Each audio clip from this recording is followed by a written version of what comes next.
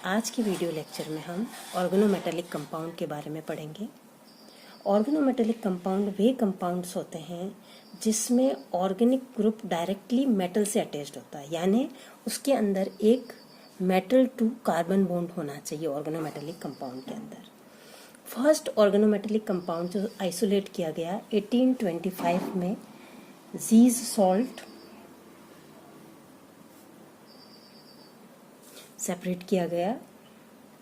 ये एक platinum compound था। इसका फॉर्मूला है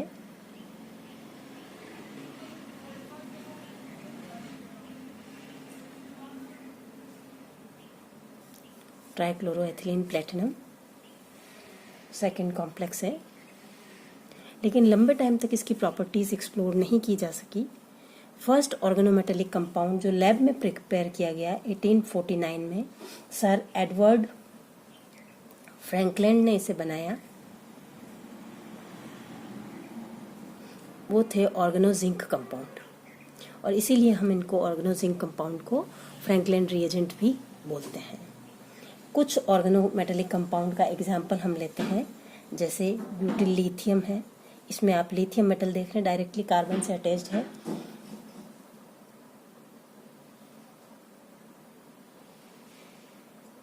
मेथिल कॉपर है,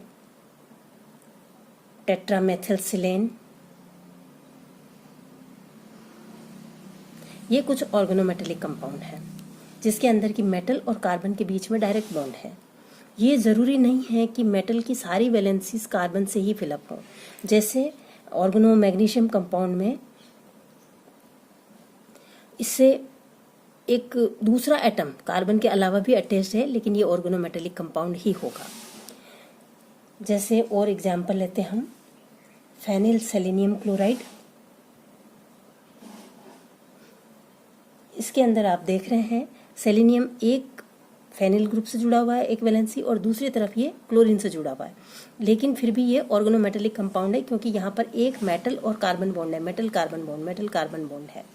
जैसे मान लीजिए कुछ मेटल एटम अगर दूसरे एटम से अटैच्ड हैं, जैसे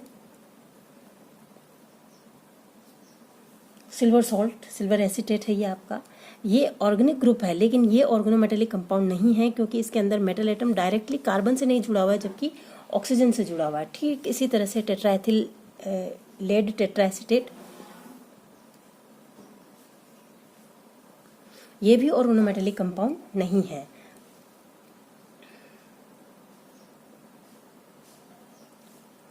ये भी ऑर्गेनोमेटेलिक कंपाउंड नहीं है क्योंकि इसके अंदर मेटल ऑक्सीजन से जुड़ा हुआ है। तो ये सारे कंपाउंड जितने भी हैं 1, 2, 3, these are not organometallic compound. Only these compounds are organometallic compounds.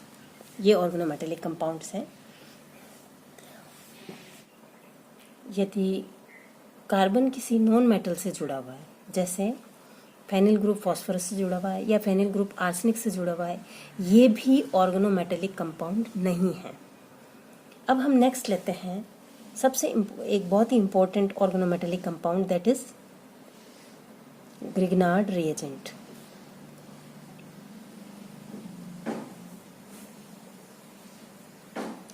Alkyl aryl magnesium halides को हम ग्रिग्नार्ड रिएजेंट कहते हैं क्योंकि एक फ्रेंच साइंटिस्ट विक्टर ग्रिग्नार्ड ने इनको प्रिपेयर किया था।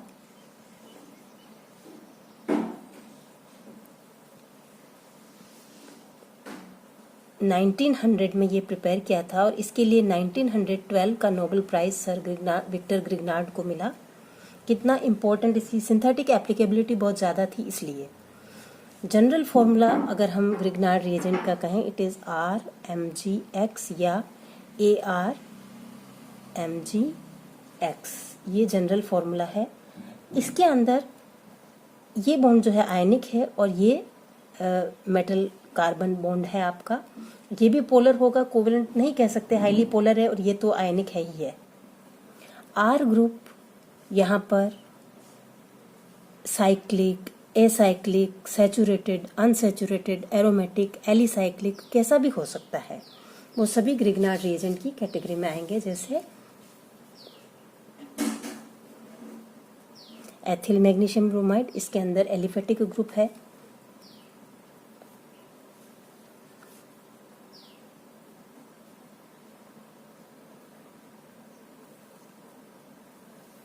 This is propenyl magnesium chloride, unsaturated group है यहाँ पर, ट्रिपल बॉन्ड भी हो सकता है। प्रोपाइनाइल ग्रुप है यहाँ पे,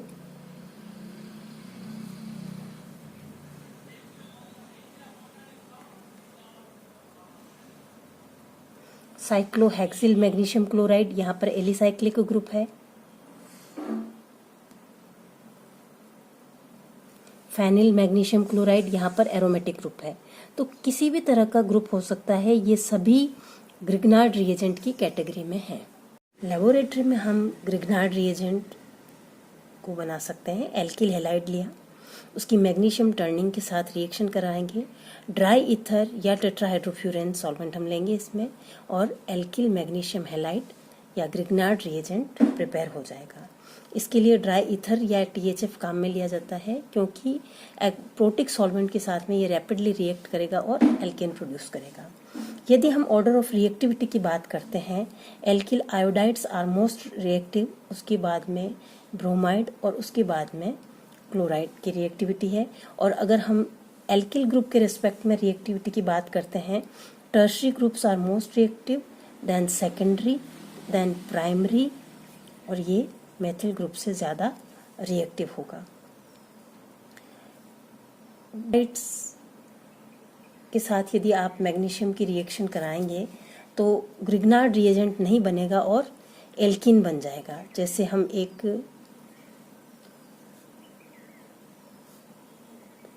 इट इज़ एथिलीन डाइब्रोमाइड, इसकी मैग्नीशियम के साथ यदि हम रिएक्शन करवाएंगे, ईथर सॉल्वेंट लिया हमने, तो एथिलीन प्लस मैग्नीशियम ब्रोमाइड बन गया। तो डाई हैलाइड से ये नहीं बनेगा आपका। और अब हम एल्किल मैग्नीशियम हैलाइड के बनने की मैकेनिज्म की बात करते हैं। एक हेट्रोजीनियस रिएक्शन है ये। एल्किल हैलाइड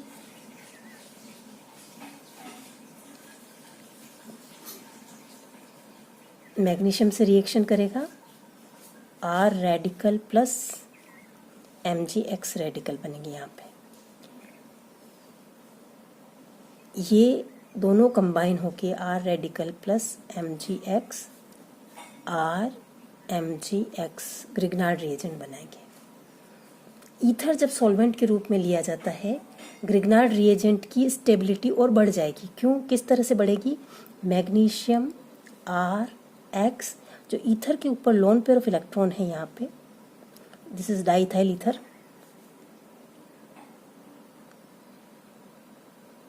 ये कोऑर्डिनेट बॉन्ड बना लेगा इसके साथ में और इसकी स्टेबिलिटी को बढ़ा देगा। थर्ड रिएजेंट की नेक्स्ट हम लेते हैं फिजिकल प्रॉपर्टीज एंड स्ट्रक्चर। ये बहुत ही ज़्यादा अनस्टेबल कंपाउंड है और इसलिए हम इसका ईथर या THF सॉल्यूशन काम में लेते हैं। इस अनस्टेबल होने का रीज़न है RMgX, ये बॉन्ड आयनिक है और ये हाईली पोलर बॉन्ड है, एल्किल ग्रुप और मैग्नीशियम बॉन्ड, तो इसलिए ये बहुत ही ज़्यादा अनस्टेबल कंपाउंड है, रैपिडली रिएक्ट कर सकता है। यदि हम एल्किल इसका ईथर सॉल्यूशन लें तो ये स्ट्रक्चर होगा ईथर्स के अंदर, और यदि कंसनट्रेट सॉल्यूशन है, डाइल्यूट है तो ये स्ट्रक्चर होगा। और यदि कंसनट्रेट सॉल्यूशन है, कंसनट्रेट सॉल्यूशन में ये मोस्टली एक डाइमर के रूप में एग्जिस्ट करता है, जिसका स्ट्रक्चर इस तरह से होगा।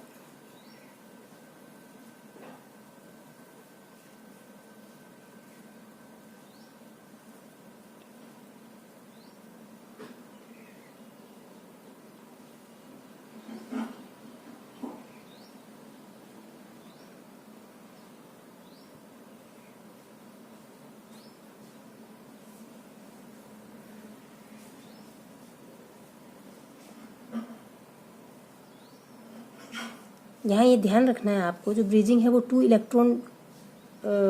टू सेंटर 2 इलेक्ट्रॉन बॉन्ड ही है।